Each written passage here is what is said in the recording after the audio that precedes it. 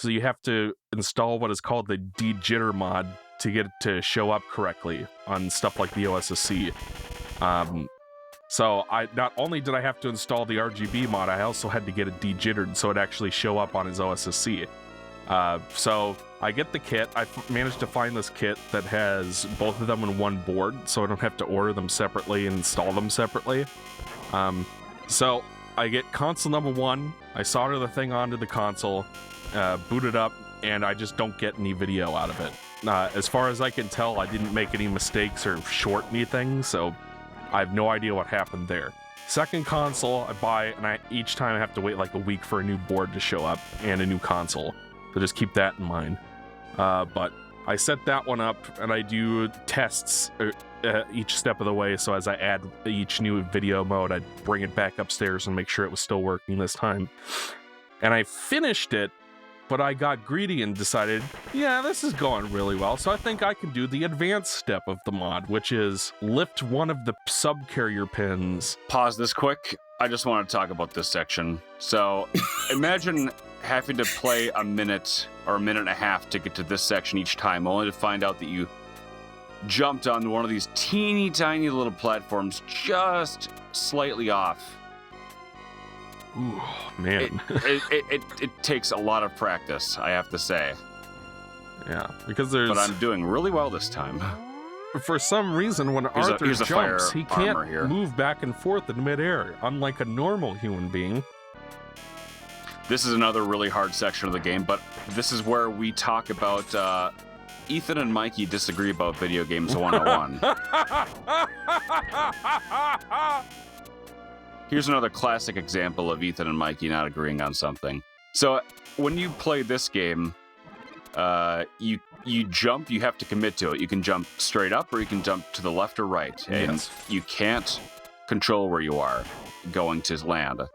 But the Super Nintendo version is the only game in the series where you get a double jump. Yes. So you can control where you land. Mikey thinks it's nonsense, but personally, this game is built for it. Because Capcom knew what they were doing, gosh dang it. Because there are many sections in this game in which you are trying to run away from something, but you have to turn around and fire at it, which if you were able to direct yourself in midair, you would not be able to do that. This game is designed around it. There aren't many sections in which it would be that helpful, personally, I feel. I don't think that... Because, like, you could still have a jump where you could steer yourself while not turning around. This section's hard as fuck, so tell me your argument. What I'm saying is, they could have designed it in such a way where you keep the jump heavy overall, but still give you a little wiggle room so that, because like in the very first level, there are those tall pillar things you have to stand on to avoid getting crushed by the waves. And when I was playing this just now, I'm like, oh shit, there's a wave coming, I gotta jump up on top of this thing.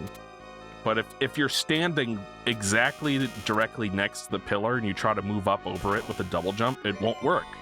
You just jump straight up and then you get hit by the wave and die and have to redo half the level again. And it's like, I don't understand why I can't have like just enough wiggle room to make that kind of jump. And you could still have it. Oh, there's going to be a weapon. You could. So these guys also drop weapons. As you can see, they're just landing on me. The worst thing is when you get like all the way to the very end and then they drop a torch or something, which is like the worst weapon in the game. Well, that is something I learned, because obviously everybody's seen the AVGN review of Ghosts and Goblins. I don't think everybody's seen that. Well, everybody who watches this channel has, I'm sure. I don't think even them. I think AVGN is a little too old for this audience. I don't know. I don't think that's true. If anybody watches Angry Video Game Nerd, AVGN Hawk Tua videos on TikTok, people to watch so they aren't aware of him. Exactly. I'm glad we reached an understanding, Mike's. Are you saying there aren't enough? No! Are you saying there aren't Butterfinger enough Mike's skibbity toilet videos but instead of one of those guys from Team Fortress 2 coming out of the toilet, it's James Rolfe's head coming out of the toilet and skibbity doobity bops all over the place? Yeah. Now I have to get my gold armor again. And then they meet the Rizzler. Yeah. While worshipping the Onceler on 4chan. Are they pooking that while they're at it? Yeah. So on that second SNES, 10 minutes later, I tried to do an advanced mod to get the de-jitter working on the composite NES video as well, because it makes the video look sharper no matter which mode you're using. And that involves lifting several of the pins on the video chip and soldering a wire to the lifted pins, which, you know, like, even if you haven't soldered, that has to sound challenging even to you. Oh shit. So I got the pins lifted and I got everything soldered together, and I'm just like, I gotta make sure that the legs aren't touching the pads, because then it will short the ones that I had lifted. Oh, come on. So I tried to make sure that they were nice and lifted, and I broke one of them off and destroyed the entire console.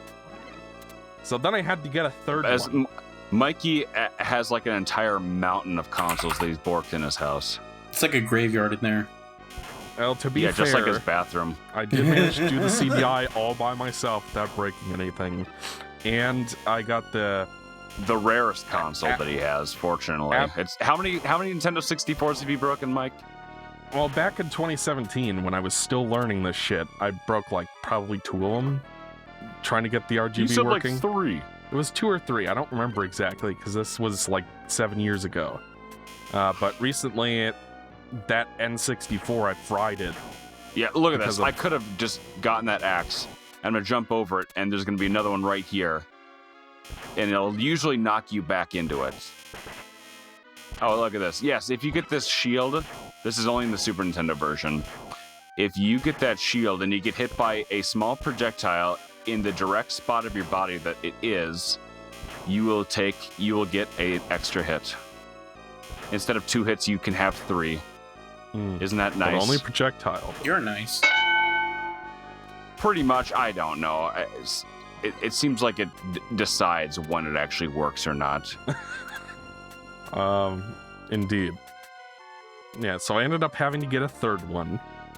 And this time I was like, all right, I'm gonna do the voltage regulator myself. I'll add the new LED. And I gave Ethan a blue LED because that's the color he wanted. Because for some reason, the NES 101 and the SNES 101 don't have a power LED, so you know if the fucking thing is on. They just have like a big solid color switch, and that's supposed to be enough. But like, you know, if your power's out, that's not a good indicator if the thing has power. You know what I mean? Yeah, so I gave him one of those, and that was a process figuring out how to get that hooked up. But managed to muddle my way through that. And I'm like, okay, I'll send the console off to the guy who makes the board and have him do the install on the RGB so I can't screw it up another time. And I just kind of... And you dropped the box while you were shipping it. No, like... And broke it. He did the mod, and the console comes back, and I'm testing it, and it's like, wait a minute, the RGB isn't working. What's going on? So to try to do some, you know, like what's the word? Testing? Or penis? Decombobulating? What is that phrase? Discombobulation? It's that phrase where you just put things through a battery of tests to figure out what's going wrong. There's like a word for it, and I can't remember it. Diagnostics? Diagnostics. I tried to do some diagnostics on the thing, and what I figured out was there's a little hole on the motherboard that you have to thread the wires through to get to the video chip to solder, basically connect the RGB board to the chip and get everything working, because Nintendo was too cheap to put that on the fucking motherboard. And what had happened was the installer had like bunched the wires, had scrunched the wires up underneath the heat shield attached to the voltage regulator and pinched the wires so the current couldn't get through. Balls. So what I ended up, so I just pulled it slightly so that the video would work again, and then as you can see, it's working now because Ethan's using that console to record with. I'm emulating this, bro. Save states. And so yeah, and then I talked to the installer, and it's just like, yeah, you pinched the wires. He was like, huh, I've done like 300 installs and that's never happened. So nice. So therefore, it's your fault, Mikey. What can you tell me about this level, Mikey? Oh, I didn't get to this part. What part are we on? What's the name of the place? We're Is this almost to the the auto scroll section. Vermilion my Horror? God! The Crucible of Flame? Towers of Molten Steel? The Ghoul No, Stomach? we're in the ghoul's stomach. To enter the frozen lands of Emperor of Evil, you must first pass through the vile Ghoul Stomach. It's reading off the wrong level on purpose. What should we rehash off of our topic list as I play through this part, which is flipping harder than an egg salad sandwich? Already brought up Hawk Tua 15,000 times, so that one's good. I think it's your turn, Alonzo, to share something from your topic list. Yes, what did we talk about in the first time we played this game? Oh yeah, no, and then as Ethan mentioned before, and I was very shy to admit, this is our second run through this amazing game. And What happened the last time I played this level? This level? God, I was so zoned out, I don't remember. This level's hard, and I rage quit. No, I didn't. But actually, Ethan managed to get the through first this part time on we his first try. Yeah, and then then the second time it was pure evil. Yeah. Yeah, I don't remember actually you really having that many issues in the first LP besides the last boss. Yeah, and that was honestly you were kind of like just.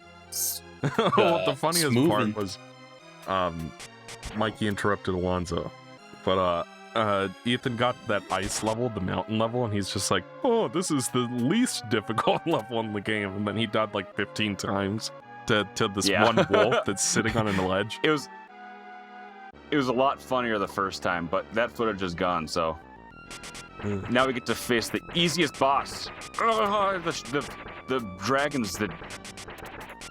There's this dragons of Slowdownia who get to fire one single projectile at you.